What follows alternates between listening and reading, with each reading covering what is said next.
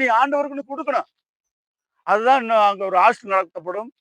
அங்க ஒரு ஏழைகளுக்கு தான தர்மம் செய்யப்படும். அங்க ஒரு பள்ளிக்கூடம் கட்டப்படும்.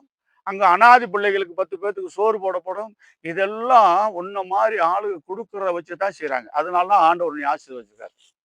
ஆகவே அருமையான தேவ ஜனமே, நீ அரசாங்க வீட்ல இருக்கிறன்னு நெனச்சுக்கோ.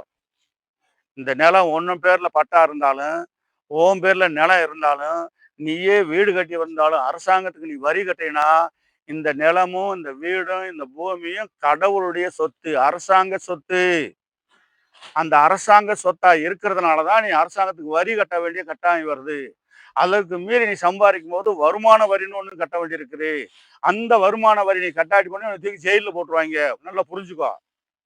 ஆனா மனுஷன் ஜெயில்ல போடுவான். தேவன் உனக்கு நோய குடுப்பாரு. உனக்கு ஒரு வியாதிய குடுப்பாரு. ஆகவே உன் தாயின் தகப்பனை பட்னியா போட்டுட்டு நீ எத்தனை சாமி கும்பிட்டாலும் ஒண்ணும் விளங்காது தம்பி. நல்லா புரிஞ்சுக்கோ. அதனால உன் தாயின் தகப்பனையும் நீ கனம் பண்ணணும்.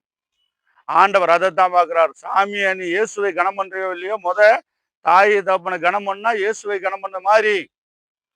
அப்ப உன்னை பெத்து வளர்த்த தாய் தகப்பனுக்கு எப்படி நீ பராமரிச்சு காத்துறியோ, அதே போல உன்னை வீட்டை தேடி வந்து உனக்கு ஊழியத்தை சொல்லி உன்னை ஒரு நல்லவனா மாத்தி உனக்கு ஒரு பொழப்பு கொடுத்து உன்கிட்ட இருக்கிற கெட்ட பழக்கமெல்லாம் மாத்தினவங்க ஒரு குரு சமானம். இயேசு மூலியமா அவங்க குரு.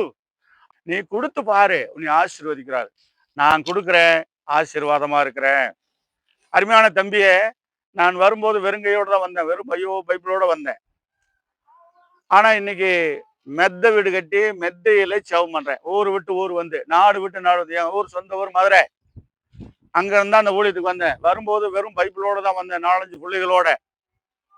ஆனா இங்க வந்துதான் ஊழியத்துல ஆண்டவர் என்னை வீடு கட்டினா வச்சாரு, வாசம் கட்டினாரு, சொந்த இடத்த கொடுத்தாமன்ற அளவுக்கு இருக்குன்னா, என்னை யாரு ஆசீர்வதித்தது? என் அண்ணன் தம்பி கொடுக்கல, என் ஜாதி ஜனம் கொடுக்கல. யாரு கொடுத்தது? ஏசப்பா கொடுத்தார். அப்ப இந்த ஏசப்பாவை என்னை கொண்டு வந்த அந்த மனுஷருக்காரர் ஆரம்பத்துல சுவிசேஷம் சொல்லி என்னை இயேசுக்குள்ள கொண்டாந்து பாருங்க. அவருக்கு இன்னைக்கு நான் காணிக்க அனுப்புறேன். புரியுதா? என்னால முடிஞ்சது எனக்குன்னு ஒரு வருமானம் வரும்போது, ஒரு நல்ல நாள் திங்க நாள் அன்னைக்கு அவங்களுக்கு ஒரு காணிக்கை அனுப்புறேன். அவங்க ஆசீர்வாதமா, அவங்க ஆசீர்வாதத்தினால நான் ஆசீர்வாதமா இருக்கிறேன். அப்ப என்னை ஆசீர்வதித்த தேவன், நீ தசம பாகம் காணிக்கை ஒழுங்கா கொடுத்து பாரு. உன் வாழ்க்கையில வெற்றி மேல் வெற்றி வரும். நிச்சயம் ஆண்டவர் நீ ஆசீர்வதிப்பார்.